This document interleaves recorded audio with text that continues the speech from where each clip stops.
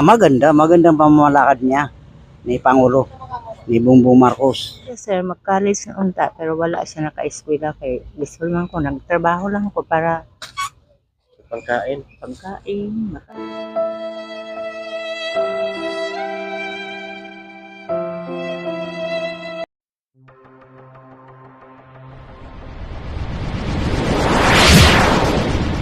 Trupang Ilonggo, Please subscribe subscribe and like. and share. Ayan, welcome back ulit sa ating YouTube channel. Ngayong araw na ito, dito po tayo sa palengke po ng General Santos City po, mga kababayan. Hello po ma'am, magandang araw po. Kalye Sorbe lang po.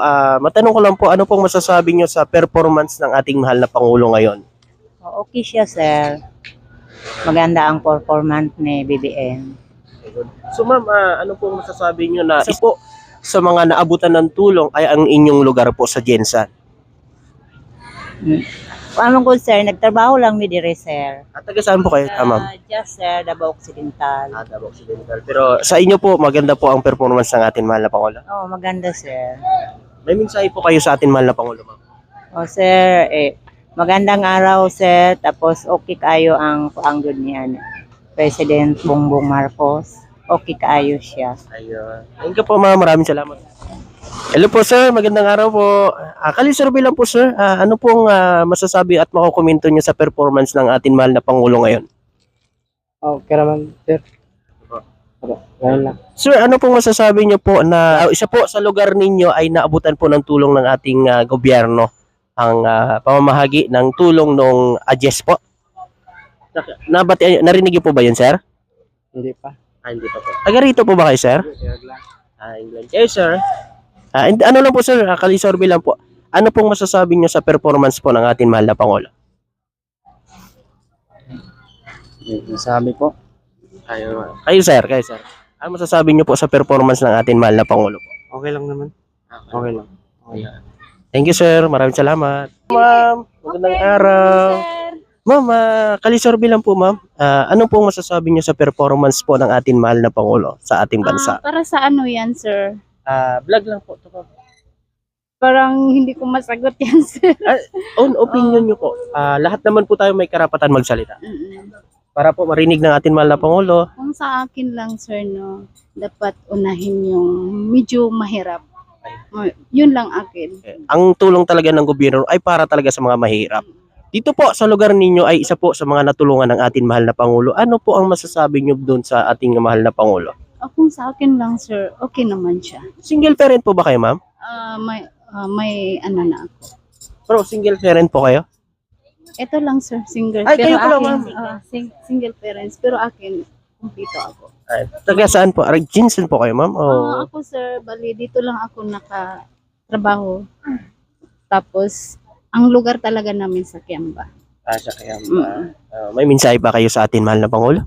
Wala naman, sir. Okay naman siya. Kahit ganyan siya, okay naman din siya. Basta ang akin lang, dapat unahin yung mamahirap. Alam mo naman ngayon, parang medyo pigado ang mga tao ngayon. Kasi masyadong mainit, yung mga farm nila walang ano. Yun lang akin. Thank you so much. At kung nais po mapanood, panoorin na lang po kay Tropang Ilonggo po.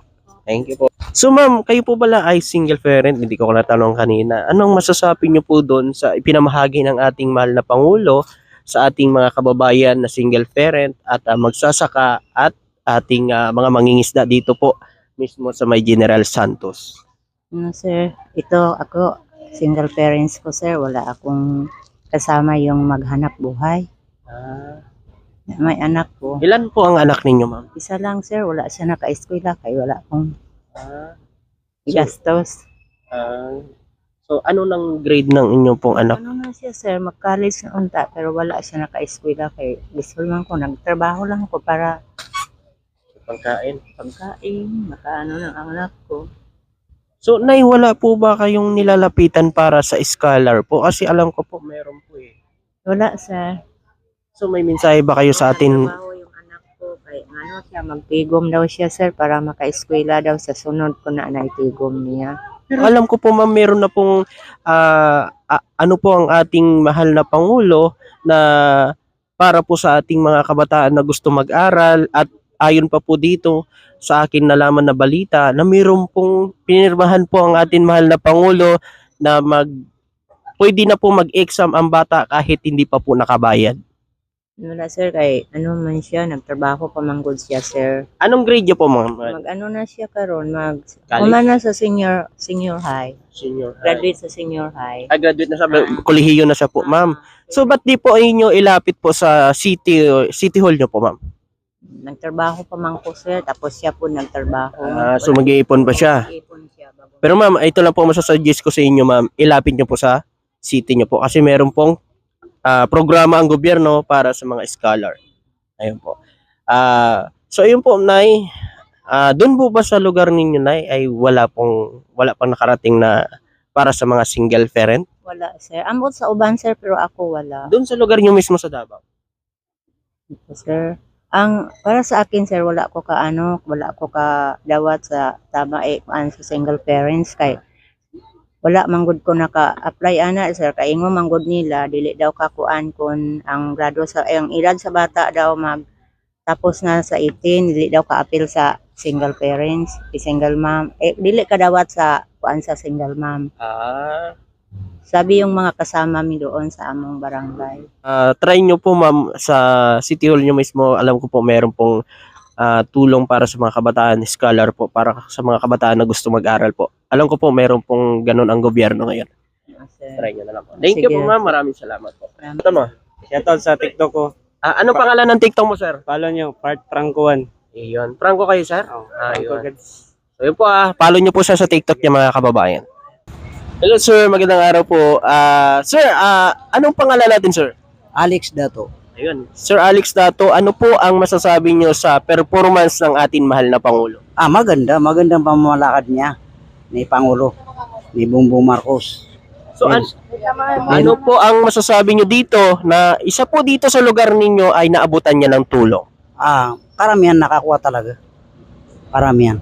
Kaya ang ubang manggod may trabaho kaya hindi nakapunta.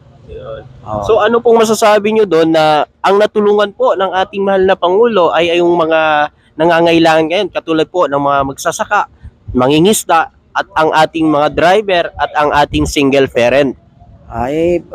Kung pwede, kahit kunti-kunti lang, mabigyan sila, kaya kawawa naman sila. Oo, dahil mga-krisis ngayon ba? Yan ang masasabi ko lang. May mensahe po ba kayo sa ating mahal na Pangulo at First Lady? Ang masasabi ko lang ay baka pwede pa niya matulungan ng ibang hindi natulungan na hindi nakakuha ba. Yun lang. Ayun. Thank you, sir. Maraming salamat at magandang araw po. Magandang araw po. Ano pong masasabi nyo na isa po sa lugar ninyo ay naabutan po ng tulong ng ating mahal na Pangulo? Mabuti po ang naging bigay ng Pangulo sa atin kasi nakatulong sa mga magsaka at mahirap. Sa single parents din po, kasama din po sa mga natulungan. Mas okay po. Sa First Lady po natin na nandun din po na mahagi ng gamot at para sa ating mga senior citizen, libreng check-up, ano pong maminsahe niyo po sa ating First Lady at sa ating Pangulong BBM? Salamat po ng marami kasi na yung mga single parent natin nabigyan ng mga tulong po. Mas malaki. Malaking bagay para sa Bagay.